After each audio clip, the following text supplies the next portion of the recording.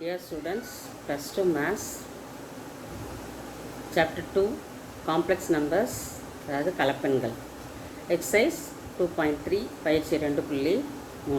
இப்போ நமக்கு first some என்ன கொடுத்துருக்காங்க அப்படின்னு பார்த்தீங்கன்னா Z1, Z2, Z3யோட வேல்யூஸ் கொடுத்துருக்காங்க. ரெண்டு ப்ராப்பர்ட்டியை நமக்கு வந்து ப்ரூவ் பண்ண சொல்லியிருக்காங்க. அது ஃபஸ்ட்டு ப்ராப்பர்ட்டி என்ன அப்படின்னு பார்த்தீங்கன்னா Z1 ப்ளஸ் Z2 அப்புறம் plus Z3 equal to Z1 plus Z2 Z3 அப்படின்றத நம்ம ப்ரூவ் பண்ணணும்.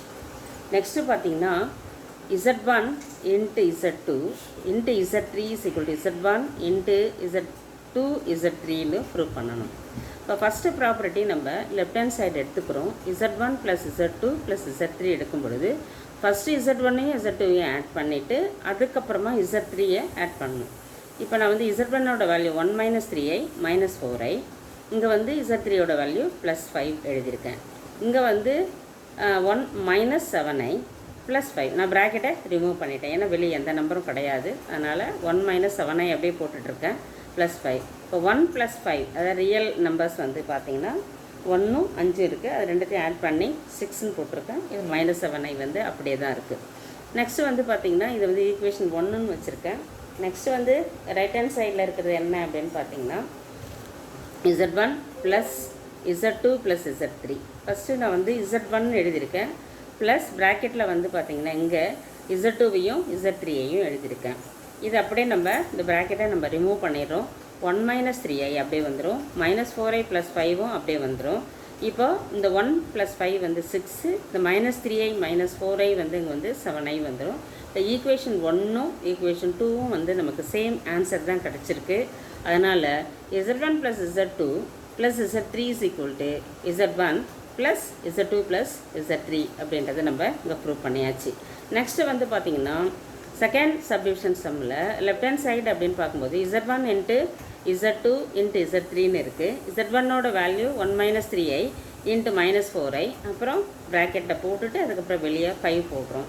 நெக்ஸ்ட் இதை மல்டிப்ளை பண்ணும்போது 1 into minus 4i minus 4i, minus into minus plus, 3 into 4 வந்து 12, i இன்ட்டு i ஸ்கொயர், அப்புறம் இன்ட்டு 5.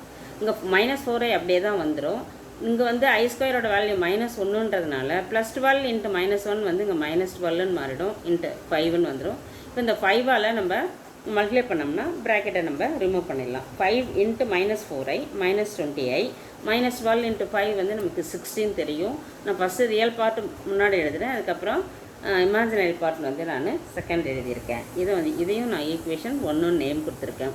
அதுக்கு அடுத்தது ரைட் ஹேண்ட் சைட் பார்த்திங்கன்னா Z1 இன்ட்டு Z2 Z3ன்னு இருக்குது. Z1 இன்ட்டு Z2 நான் அங்கே எழுதியிருக்கேன் மைனஸ் 4i இன்ட்டு 5ன்னு. இங்கே வெளியே வந்து 1 மைனஸ் 3iன்னு இருக்குது. இதை மல்டிப்ளை பண்ணோம்னா மைனஸ் 20i. இப்போது மைனஸ் 20i இன்ட்டு 1 வந்து minus 20i, minus into minus plus, 3 into 60 i into i square.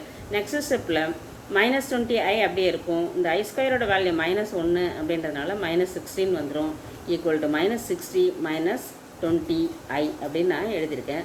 First ஈக்குவேஷனும் second ஈக்குவேஷனும் நம்ம கம்பேர் பண்ணும்போது ரெண்டுமே வந்து சேமாக தான் இருக்குது.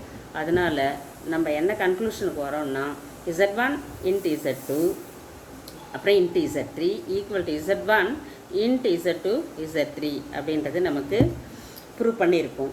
தேங்க்யூ.